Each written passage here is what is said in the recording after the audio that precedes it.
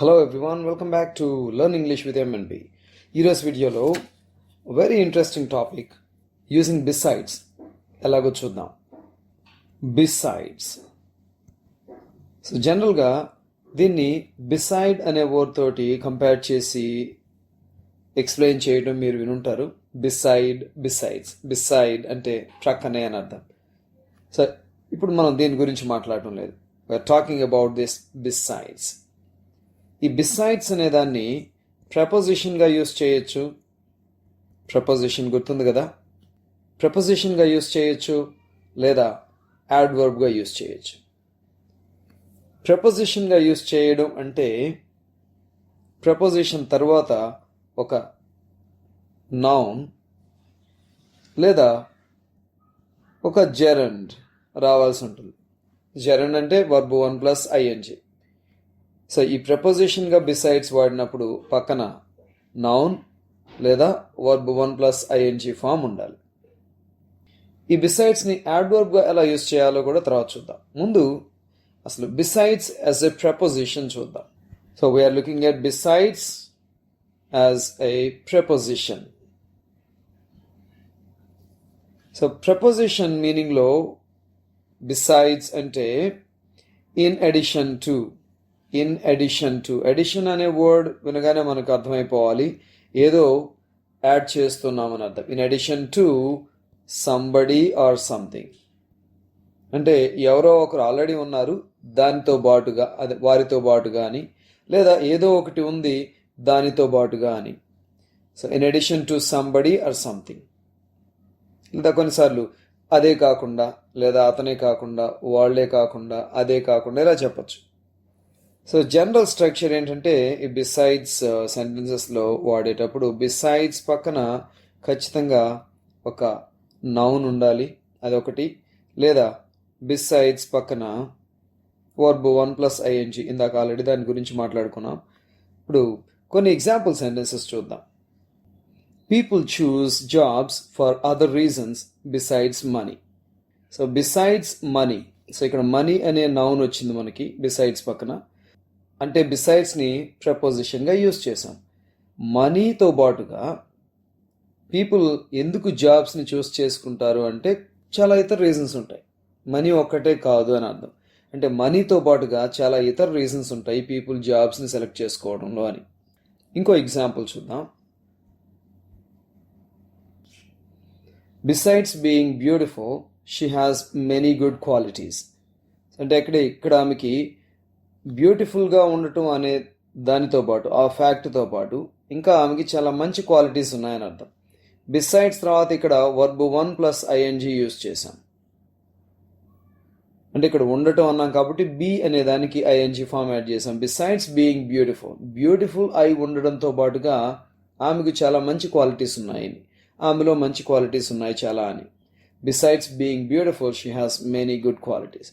దీన్ని ఎలా కూడా రాయొచ్చు. She has many good qualities besides being beautiful. So ఇక్కడ బిసైడ్స్తో బిగిన్ చేసాం కాబట్టి మనం కామా యూస్ చేసాం ఇక్కడ. Okay, let's look at another sentence.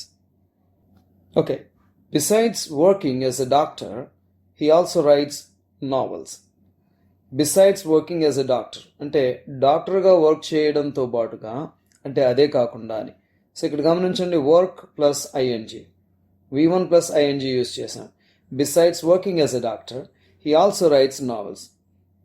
So ఇక్కడ ఆల్సో అనే వర్డ్ ఉంది. There is nothing wrong with that. Also రాయడంలో తప్పు లేదు. దీంతో పాటుగా ఇది కూడా చేస్తాడు, దెర్ ఇస్ నథింగ్ రాంగ్. ఇది కలోక్వియల్ కాన్వర్సేషనల్ స్టైల్లో this is accepted. Let's look at besides as an adverb now.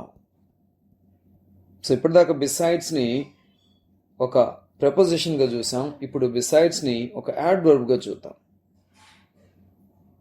So అసలు దీన్ని స్ట్రక్చర్ ఏంటి, ఎలా వాడతాము అంటే, we use this when we have a reason or a fact. ఒక ఫ్యాక్ట్ కానీ ఒక రీజన్ కానీ చెప్పి దానికి ఇంకొక స్ట్రాంగర్ రీజన్ కానీ స్ట్రాంగర్ ఫ్యాక్ట్ కానీ యాడ్ చేసేటప్పుడు ఇంకొక సెంటెన్స్ బిగినింగ్లో ఆ సెంటెన్స్కి యాడ్వర్బ్గా దీన్ని వాడతాం. బిసైడ్స్ ఆ తర్వాత ఈ స్ట్రాంగర్ రీజన్ లేదా ఫ్యాక్ట్, ఈ స్ట్రాంగర్ రీజన్ లేదా ఫ్యాక్ట్ని యూజ్ చేస్తాం.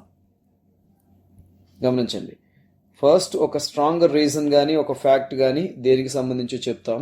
ఆ తర్వాత అదే విషయానికి సంబంధించి ఇంకొక స్ట్రాంగర్ రీజన్, దీనికంటే బలమైన రీజన్, బలమైన ఫ్యాక్ట్ చెప్పేటప్పుడు బిసైడ్స్తో పాటుగా యూజ్ చేస్తాం. ఇంకో విషయం ఏం గమనించాల్సింది ఏంటంటే ఇక్కడ బిసైడ్స్ పక్కన ఒక కామా యూజ్ చేయాల్సి ఉంటుంది. ఓకే, ఒక ఎగ్జాంపుల్ చూస్తే ఇప్పుడు అర్థమవుతుంది మనకి. గుర్తుంచుకోండి, రీజన్ లేదా fact full stop, besides comma stronger reason లేదా స్ట్రాంగర్ ఫ్యాక్ట్. సెంటెన్స్ 1. ఓకే, ఈ సెంటెన్స్ చూడండి. I don't really want to go, besides it's too late now. So నేను ఆల్రెడీ ఇక్కడ ఒక ఫ్యాక్ట్, ఒక రీజన్ చెప్పాను. ఆ రీజన్ ఏంటంటే I don't really want to go, నేను నిజంగా వెళ్ళదలుచుకోలేదు, వెళ్ళాలనుకోవట్లేదు. సో ఇంకా అవతల వాడిని కన్విన్స్ చేయడానికి ఇంకొక స్ట్రాంగర్ రీజన్, స్ట్రాంగర్ ఫ్యాక్ట్ చెప్పడానికి బిసైడ్స్ వాడాము. ఆ తర్వాత it's too late now. So ఓ రకంగా చెప్పాలంటే ఈ బిసైడ్స్ని మోర్ ఓవర్ అనే సెన్స్లో యూజ్ చేస్తాం. ఈ విషయం లాస్ట్లో మాట్లాడుకుందాం. మోర్ ఓవర్, ఫర్దర్ మోర్ అంటే ఇంకా అని. నాకు వెళ్ళాలని లేదు, ఇంకా చెప్పాలంటే చాలా లేట్ అయిపోయింది ఇప్పటికి, ఇట్స్ టూ లేట్. సో అంటే ఇక్కడ ఈ బిసైడ్స్ అనే దాన్ని ఈ సెంటెన్స్కి యాడ్వర్బ్గా యూజ్ చేశాం. దీన్ని, ఈ బిసైడ్స్ని ఇలా వాడినప్పుడు సెంటెన్స్ యాడ్వర్బ్ అంటాం. అంటే ఈ సెంటెన్స్ మొత్తాన్ని మాడిఫై చేయడానికి వచ్చిన యాడ్వర్బ్ అది. ఓకే, నా ఇంకో ఎగ్జాంపుల్ చూద్దాం. Okay, I don't mind picking up things from the store, besides the walk will do me good. I don't mind picking up things from the store అంటే store దగ్గర నుంచి ఆ వస్తువులు తీసుకురావడానికి నాకేం అభ్యంతరం లేదు, అంటే నేను చేస్తాను. నేను చేయడానికి ఇంకొక కారణం కూడా ఉంది. Besides the walk will do me good అంటే ఆ నడక నాకు నిజంగా మంచి చేస్తుంది అని. నాకు తేవడానికి అభ్యంతరం లేదు, ఒక ఫ్యాక్ట్. అండ్ ఇంకొకటి ఏంటంటే the walk will do me good. So ఈ సెంటెన్స్ని మాడిఫై చేయడానికి సెంటెన్స్ యాడ్వర్బ్గా ఈ బిసైడ్స్ అనేది వాడటం జరిగింది ఇక్కడ. అంటే బిసైడ్స్ అంటే ఇక్కడ మోర్ ఓవర్, అంతేకాకుండా అని. నాకు స్టోర్ నుంచి ఆ వస్తువులు తేవడానికి పెద్ద ప్రాబ్లం ఏం లేదు, నాకేం అభ్యంతరం లేదు, అంతేకాకుండా వాకింగ్ నాకు మంచిది కూడా. ఇక్కడ మనం నోట్ చేయాల్సిన విషయం ఏంటంటే బిసైడ్స్ అనేది రిటర్న్ ఇంగ్లీష్లో జనరల్గా వాడరు. రిటర్న్ ఇంగ్లీష్లోకి వచ్చేసరికి ఎక్కువగా మోర్ ఓవర్ అని యూజ్ చేయడం జరుగుతుంది. సో ఇప్పుడు ఇందాక మనం మాట్లాడుకున్న అన్ని సెంటెన్సెస్లో, అంటే యాడ్వర్బ్గా యూజ్ చేసిన సెంటెన్సెస్లో బిసైడ్స్ బదులు మోర్ ఓవర్ యూజ్ చేయొచ్చు. ఈ బిసైడ్స్ అనేది ఓకే ఫార్మల్ వర్డే, కాకపోతే మోర్ ఓవర్ అనేది more formal than besides. So ఇప్పుడు మనం సెంటెన్సెస్ని, అంటే పెయిర్ ఆఫ్ సెంటెన్సెస్ని బిసైడ్స్ యూజ్ చేసి ఎలా కలపచ్చో చూద్దాం. Let's try an exercise now. నేను ఒక పెయిర్ ఆఫ్ సెంటెన్సెస్ ఇచ్చినప్పుడు దాన్ని బిసైడ్స్ యూజ్ చేసి కంబైన్ చేయడానికి ట్రై చేయండి. నేను ఆన్సర్ చెప్పిన తర్వాత మీ ఆన్సర్తో కంపేర్ చేసుకోవచ్చు. First one, he is lazy, he's not interested in learning anything new. ఇక్కడ రెండు యూజ్ చేయొచ్చు, అంటే ప్రపోజిషన్గా బిసైడ్స్ని యూజ్ చేయొచ్చు అండ్ యాడ్వర్బ్గా యూజ్ చేయొచ్చు. ఇప్పుడు మనం ప్రపోజిషన్గా తీసుకుంటే ఎలాగో చూద్దాం. బిసైడ్స్, ఇక్కడ రెండు సెంటెన్సెస్లో సబ్జెక్ట్ ఒకటే కాబట్టి ఇప్పుడు మనం మెన్షన్ చేయాల్సిన పని లేదు. సో ఇక్కడ మనకి ఈజ్ అనే వర్డ్ ఉంది. Is actually a form of be. ఇది బి అనే దానికి ఒక ఫామ్ కాబట్టి be plus ING. Besides being lazy, మన ఇక్కడ ఈజ్ ఉంది కాబట్టి బీ ఫామ్ కాబట్టి బీయింగ్ అని రాసాం. బిసైడ్స్ బీయింగ్ లేజీ అంటే లేజీ అయి ఉండడంతో పాటుగా he is not interested in learning anything new. Besides being lazy, he is not interested in learning anything new. Okay. So next, second example. You went to the barber's shop. Where else did you go? No barber's shop ki vellavu. Inka ekkadiki vellavu? So ippudu manam అడగాల్సింది barbers షాప్తో పాటుగా, అదే కాకుండా దాంతో పాటుగా ఇంకా ఎక్కడికి వెళ్ళావు నువ్వు అని. Where else Did you go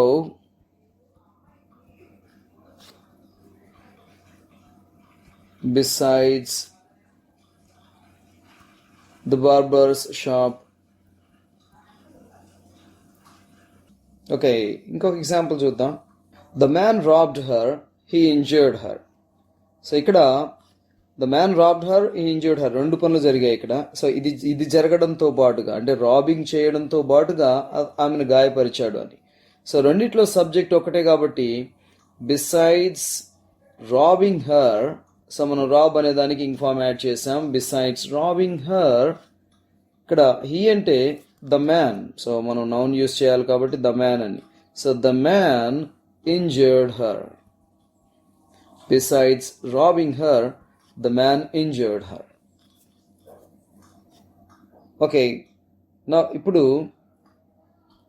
ఈ యాడ్వర్బ్గా ఎలా యూస్ చేయాలో కొన్ని ఎగ్జాంపుల్ సెంటెన్స్ ఇస్తాను, ట్రై చేయండి. So first one, I don't want to go to a restaurant, I can't afford it. So ఇక్కడ ఒక ఫ్యాక్ట్ చెప్పాం, నేను వెళ్ళదలుచుకోవట్లేదు రెస్టారెంట్కి అని. దాన్ని సమర్థించుకోవడానికి ఇంకొక స్ట్రాంగర్ రీజన్ చెప్పాను, నేను స్ట్రాంగర్ ఫ్యాక్ట్ చెప్పాను. అదేంటంటే ఐ కాంట్ అఫోర్డ్ ఇట్, నేను భరించలేను అంటే అంత ఖర్చు చేయలేను అని అర్థం. సో ఇప్పుడు ఇలాంటి సెంటెన్సెస్ని కంబైన్ చేయడానికి మనం ఏం చేస్తామంటే we write the first sentence, ముందది రాసేయడం. I don't want to go to restaurant,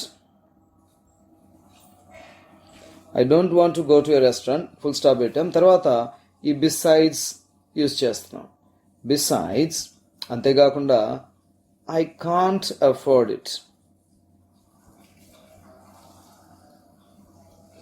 నేను అంత ఖర్చు చేయలేను, అంత భరించలేను అని అర్థం. సో వన్ మోర్ ఎగ్జాంపుల్ చూద్దాం. John would not survive life in the army, he is too old to be accepted. ఈ ఫస్ట్ సెంటెన్స్ మీనింగ్ ఏంటంటే జాన్ ఆర్మీలో సర్వైవ్ కాలేడు, కష్టం మేనేజ్ చేయలేడు అని. ఒకవేళ ఆర్మీలో మేనేజ్ చేయాలని చెప్పని సిద్ధపడినా, అంటే ఆర్మీలో ఎలాగలా ఉండాలని సిద్ధపడినా, he is too old to be accepted, ఒకవేళ వెళ్దామని ఫిక్స్ అయినా అతన్ని యాక్సెప్ట్ చేసే అవకాశం లేదు, ఎందుకంటే ఎక్కువ వయసు అయిపోయింది అని. సో ఇప్పుడు దీన్ని బిసైడ్స్ యూస్ చేసి ఎలా రాయాలో చూద్దాం. Let me write the first sentence. John would not survive life in the army. ఇది ఒక ఫ్యాక్ట్, ఒక రీజన్. సో మనం ఇచ్చే reason, John would not survive life in the army. So అంతేకాకుండా నేను ఇంకొక స్ట్రాంగర్ రీజన్ ఇస్తున్నాను. బిసైడ్స్ అంటే నేను ముందు చెప్పిందే కాకుండా he is too old to be accepted, accept చేయబడే అవకాశమే లేదు అని, ఎందుకంటే అంత ఎక్కువ వయసు ఉంది అని. So this is what we call sentence adverb. So to sum up, besides అనే దాన్ని preposition గా యూస్ చేస్తారు, adverb గా కూడా యూస్ చేస్తారు. కాకపోతే preposition గా యూస్ చేసినప్పుడు besides పక్కన ఒక నౌన్ లేదా నౌన్ ఫ్రేజ్ లేదా verb 1+ing ఫామ్ యూస్ చేస్తాం. అదే adverb గా యూస్ చేసినప్పుడు ఒక fact, full stop, besides, comma, another stronger fact or stronger reason. This is it. Okay, I hope you have understood how to use besides as a preposition and adverb. Thank you very much for watching this. I'll see you in my next video.